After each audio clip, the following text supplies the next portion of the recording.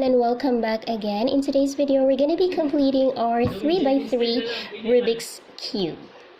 Last time, ang natapos natin is first and second layer lang. Ngayon ay tatapusin natin ang last layer, ito, which is the third layer. And what we're gonna do here is to make a yellow cross first. Okay? So, yun ang first step. Gagawa tayo ng yellow cross. And as you can see, I've drawn 5 different patterns here. And these patterns serves as your guide on how you're gonna position your Rubik's Cube. So, just like this one, this pattern looks like this one, right? So, dapat, you're gonna position your Rubik's Cube like this. Ganyan.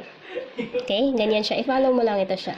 Kasi pag na-observe ko, pag ito yung i-follow ko ng mga patterns is maging mas madali siyang ma-solve. Okay? Parang shortcut. Alright. So, now the first, so we have here for lists of 4 different set of moves. Okay? And we're gonna start with number 1. Okay? So, first is front, right clockwise, up clockwise, right prime, up prime, and front prime. Okay. Now, yung next nating na form is horizontal bar. So, ito na naman yung i-follow mo. So, you're gonna position your Rubik's Cube like this. Not this one, but it should be like this. Okay? And then, ulitin mo lang yung number 1 hanggang, so ibig sabihin, pag hindi ka nakagawa pa ng yellow cross, uulit-ulitin mo lang yung number 1 na algorithm. Okay? So, front, right, up prime, front prime. Ayan. So, ngayon nakagawa na tayo ng cross. Alright? So, pag nakagawa ka na ng cross, number 2 na naman tayo na moves. Alright? But before that, we need to check the sides if we are able to make a, tank dapat. So, ito tank. Dapat makagawa ka daw ng kahit 2 tank. Ganito. But since 4 na yun siya, meron kasi ganyan eh. So, pag 4 na yung tank niya, kompleto na, and then nag-match, yung cross nag-match sa color niya, dito sa sides, tingnan mo. Diba? Nag-match up na yung color niya. So, pag ganyan na, ang kulang na lang is yung corner, dito ka dediretso sa number 3. But halimbawa, 2 tank lang nagawa, dito tayo sa number 2. So, halimbawa, nakagawa na tayo ng cross, and then, sa side naman niya is, nakagawa lang tayo ng, dapat meron tayong ma-form na tank like this, okay? But, you need to make sure that you're able to form 2 tanks next to each other, okay? So, hindi ito siya. Hanap pa tayo ng tank. Dapat 2. So, ngayon, i-try nating ikot, ito siya, iikot mo. Pwede mo naman i-move yung nasa top layer. Ayan.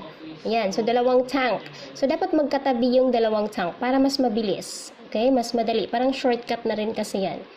So, ang gagawin nito is, itong tank na ito dapat nasa left side, no? Here. At itong tank naman isa nasa back. So, yung tank nasa left, yung isa nasa back. And then, you're gonna do the number 2 algorithm. Okay? So, let's start. Right, up, right prime, up prime, right, up prime, right prime, up prime. And then, tingnan mo yung sides kung nag-match up na ba lahat or tank na ba lahat. So, ayan. Diba? Tank or nag-match up na dito sa yellow. Ang color nila is nag-match, right? Diba? Nag-match yung color. So, ngayon, ang kulang na lang natin is yung corner. Diba? Yung corner na lang. So, ang isa-solve natin ngayon is yung corner. Now, Ang hahanapin natin na corner is yung hindi siya disoriented, meaning yung kulay ng yung three colors niya dapat mag-match dito sa sides niya at saka sa top. So like this one, orange, merong orange dito, yellow din sa top, blue din dito sa other side. So ibig sabihin, this corner is on the right spot. Okay? So yan dapat ang hanapin mo. Dito, nag-match na rin pala. Ito hindi. Okay? Disoriented pa siya. Ito, hindi rin nag-match. Okay? So, it's not on the right spot. So, dapat yung nasa spot, yung nasa tamang position niya, dapat dun, yun ang ilagay mo dun sa right side mo. Okay? So, this one, diba? It's on the right spot kasi yung three colors niya nag-match dito sa sides at saka sa top. So, dapat dito siya sa right. Okay?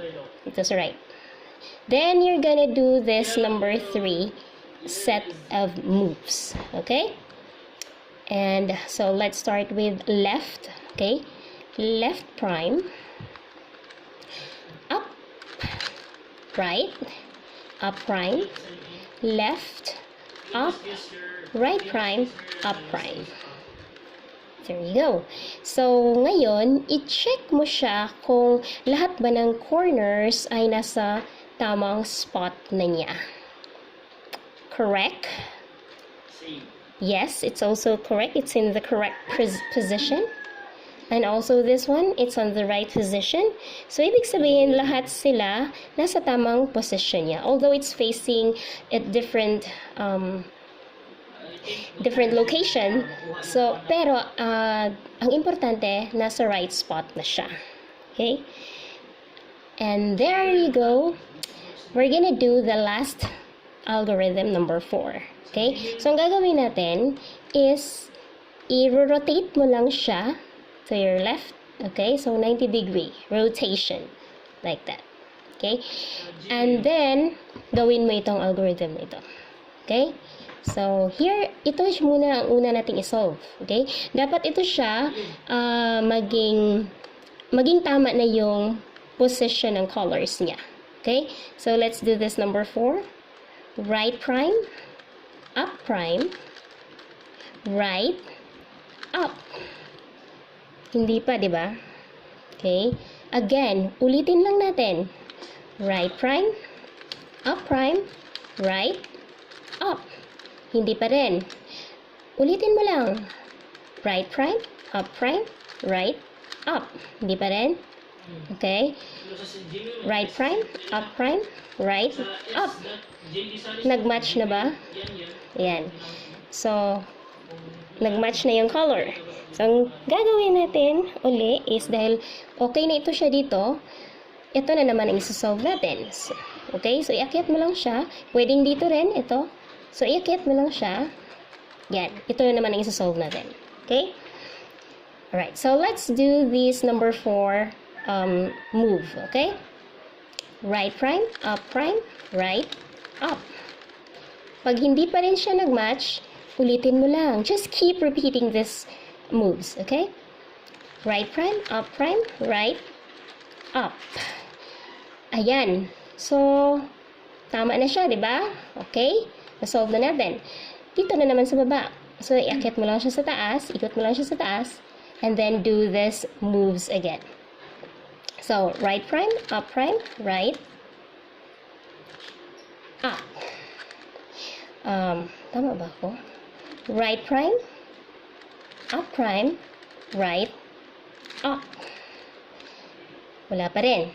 Right prime, right, up.